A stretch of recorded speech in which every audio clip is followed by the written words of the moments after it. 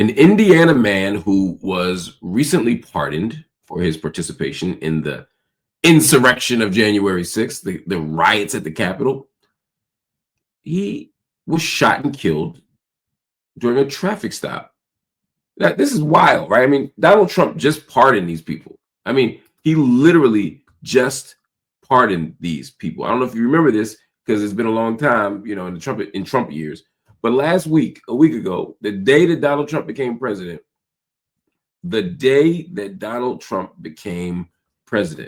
he pardoned about 1,500 people.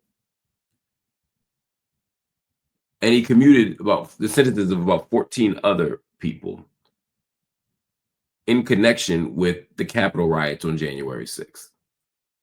He commuted all of them. He issued a full, complete, and unconditional pardon to all other individuals convicted of offenses related to events that occurred at or near the United States Capitol on January 6, 2021. This was the statement that he said.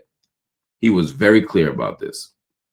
People were disgusted by it, including police. This is one of those rare moments where the law enforcement agencies, I mean, literally, you had police unions saying we can't endorse Donald Trump as an organization anymore because he pardoned people who didn't just tear up the Capitol, who didn't just stage a coup or an insurrection to the U.S. government, but they also beat up police. They also attacked police. That don't go well with police, even if you're Donald Trump. 140 police officers were injured. This was not a small thing. Well, one of them, his name is Matthew Huddle, 42 years old, got pulled over by police at 4:15 p.m. And for whatever reason, they wanted to arrest him, and he resisted arrest, and he had a firearm on him. An altercation took place between Mr. Huddle and the police officer. This is according to the Jasper County Sheriff's Department. They say an altercation took place between the suspect and the officer, which resulted in the officer firing his weapon and fatally wounding the suspect. Now, they're going to do a whole investigation, yada, yada, yada. But the man was killed. Now, prior to being pardoned, just so you understand the context, this man, Matthew Huddle,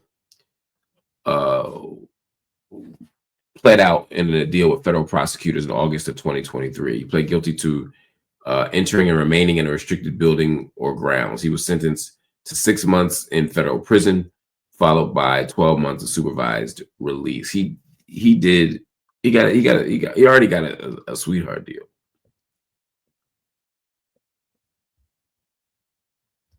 But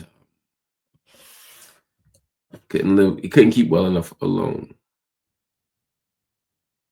Couldn't leave well enough alone. Now, you got to be a pretty big piece of shit for me to be like, well, the police might have been onto something.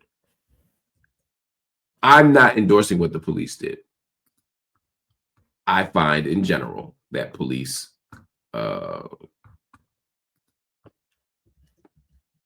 use excessive force and they de-escalate instead of de-escalate these incidents. But you're talking about a guy that staged a whole insurrection. You're talking about a guy who was part of a whole attempt to overthrow the U.S. government. A couple of you are asking me to post a picture of this man. I've been trying to show fewer videos, but I'll show you the man. This is the man right here. His name is Matthew Huddle. You'll be shocked to know he's white. Like, I'm guessing that's what y'all was asking for.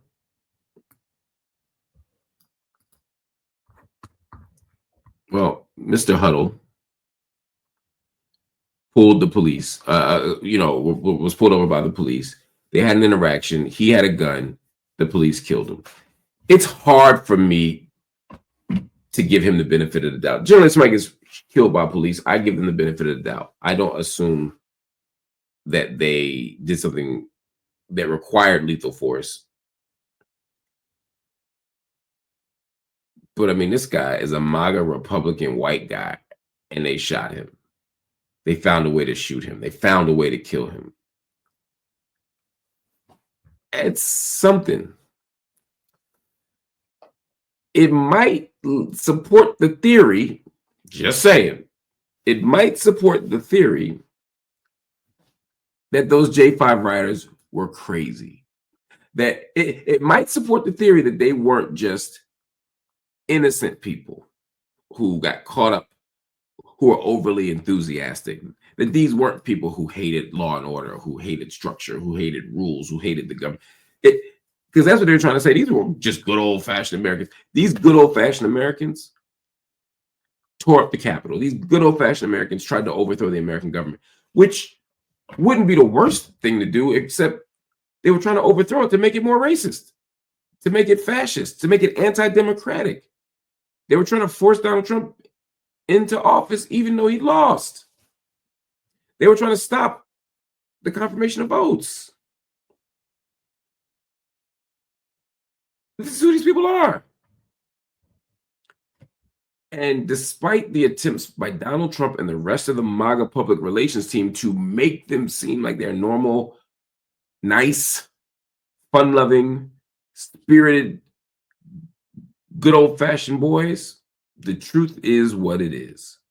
And the truth is that these were crazy, violent, lawless people.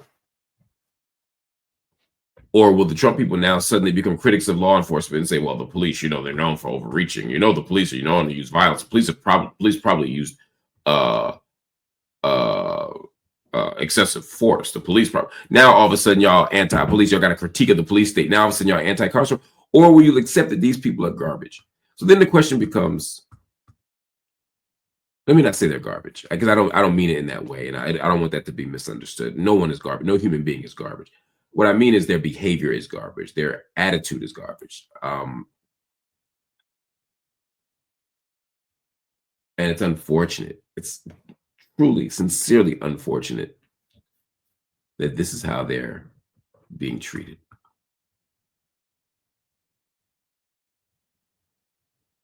No, it's really not. It's not. You break into the Capitol. You damn near got killed trying to break into the Speaker of the House's chamber, and now you're getting killed by police. Look, I don't support the police, but I don't doubt that the police in this case needed to use lethal force. It's just too many coincidences. Sorry, buddy. So just one of the times where I just ain't got no outrage left